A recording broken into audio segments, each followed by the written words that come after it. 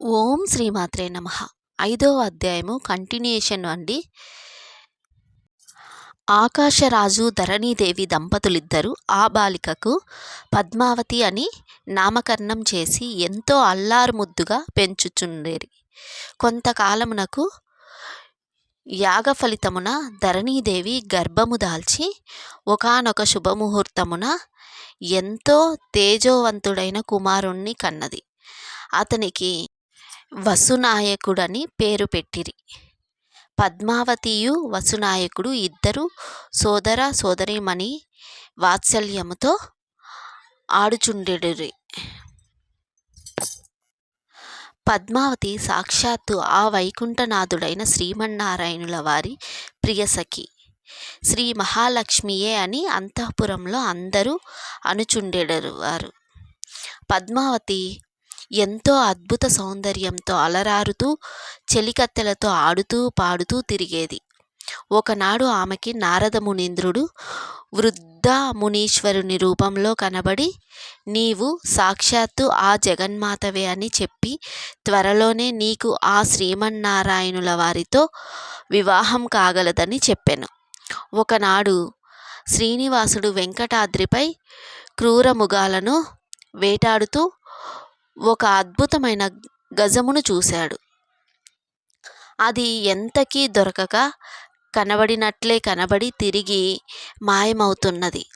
ఆ గజమును వెతుకుతూ శ్రీనివాసుడు చాలా దూరం వెళ్ళగా అక్కడ ఒక అద్భుత సౌందర్యవతి చెలికత్తెలతో ఆటపాటలాడుతూ కనిపించింది.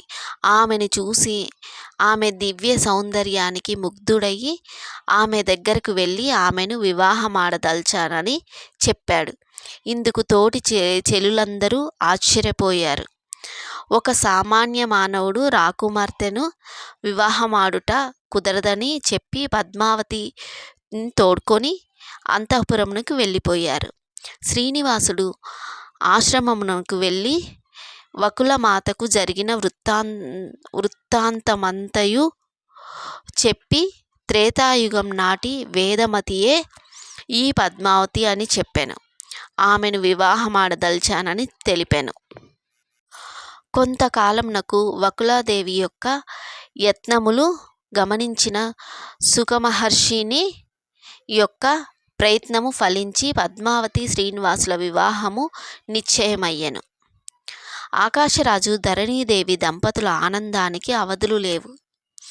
ఈ ప్రపంచంలో ఎందరికీ ఇంతటి భాగ్యం లభించగలదు? ఎన్ని కోట్ల జన్మల పుణ్యఫలమో కదా! సాక్షాత్తు శ్రీమన్నారాయణుని అల్లునిగా పొందగలిగే భాగ్యం ఎంతమందికి కలుగుతుంది? మా జన్మ ధన్యమైంది.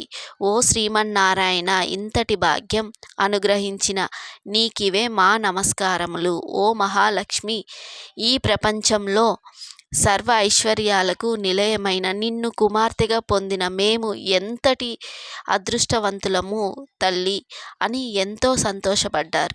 ఆకాశరాజు దంపతులు వారి గురువైన సుఖమహర్షికి కబురు పంపించగా ఆ మహర్షి వెంటనే రాజప్రసాదానికి వచ్చాడు.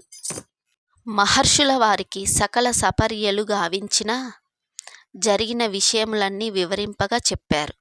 అప్పుడు సుఖమహర్షి ఆ దంపతులతో ఇలా అన్నారు. ఓ రాజా దంపతులారా, దివ్య దృష్టితో నాకు అన్ని విషయములు తెలిసినవి. సాక్షాత్తు శ్రీ లక్ష్మీనారాయణులనే కుమార్తె అల్లుడుగా పొందిన మీ భాగ్యం ఎంతని వర్ణించగలను. ఎన్నో కోట్ల సంవత్సరాల తపస్సు చేతగాని ఆ స్వామి దర్శనమే సాధ్యపడదే. అటువంటిది మీరు ఆ జగత్ కళ్యాణ చక్రవర్తినే అల్లునిగా పొందునున్నారు. ఆహా, ఎంతటి అదృష్టవంతులు! మీ పుణ్యం చేత ఈ దేశంలోని ప్రజలందరూ ఆ జగన్నాథుడు జగన్మాతల కళ్యాణం దర్శించే భాగ్యం పొందబోచున్నారు. మీ దేశంలోని ప్రజలందరూ ఎంతో అదృష్టవంతులు అని చెప్పాడు.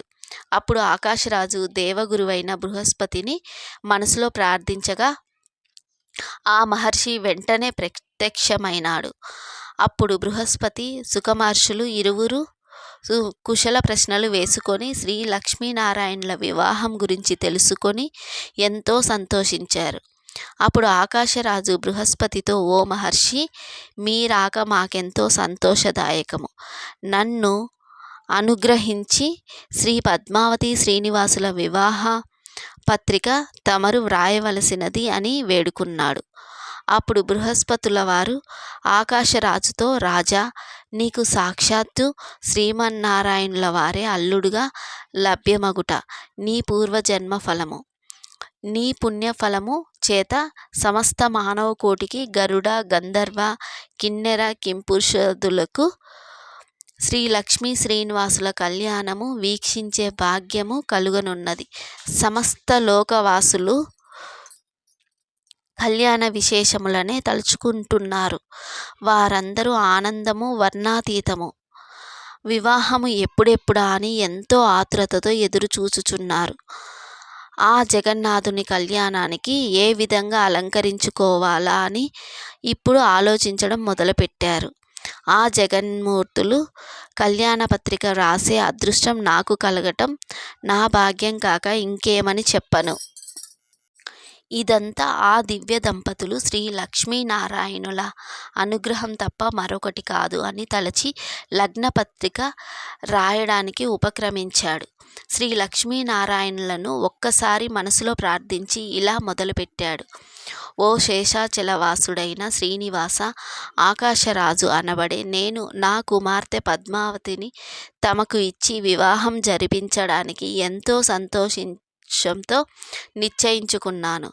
అందులకు ఈ వైశాఖ శుద్ధ దశమి శుక్రవారము దివ్యముహూర్తముగా పెద్దలు నిర్ణయించినారు. కావున తాము బంధుమిత్ర సపరివార సమేతముగా వచ్చి నాచే నొసంగబడు కన్యాదానమును స్వీకరించి మమ్ములను కృతార్థులను చేయవలసింది అని వ్రాశాడు. లగ్నపత్రికను బృహస్పతుల వారు అక్కడ ఉన్న వారందరికీ చదివి వినిపించారు. లగ్నపత్రిక వ్రాయడం పూర్తవగానే ప్రకృతి పులకించింది అనడానికి సంకేతంగా చల్లని చిరుజల్లు కురిసింది. అప్పుడు ఆకాశరాజు తమ గురువైన సుఖమహర్షికి ఈ లగ్నపత్రికని ఇచ్చి శేషాచలము వెళ్ళి శ్రీనివాసునికి అందచేయవలసినదిగా ప్రార్థించాడు. అప్పుడా సుఖమహర్షి, ఓ రాజా, ఇంతకు మించిన అదృష్టం ఏమున్నది? తప్పక ఆ శ్రీనివాసుని దర్శించి ఈ లగ్నపత్రికను వారికి అందించగలవాడను అని లగ్నపత్రికను కనులకు అద్దుకొని తక్షణమే శేషాచలానికి బయలుదేరి వెళ్ళాడు. వకులాదేవి ఆశ్రమానికి వచ్చిన సుఖమహర్షికి ఎన్నో మర్యాదలు గావించబడ్డాయి. కాసేపు విశ్రమించిన తరువాత సుఖమహర్షి తాను తీసుకువచ్చిన లగ్నపత్రికను ఒక్కసారి కనులకు అద్దుకొని శ్రీనివాసునికి అందించాడు.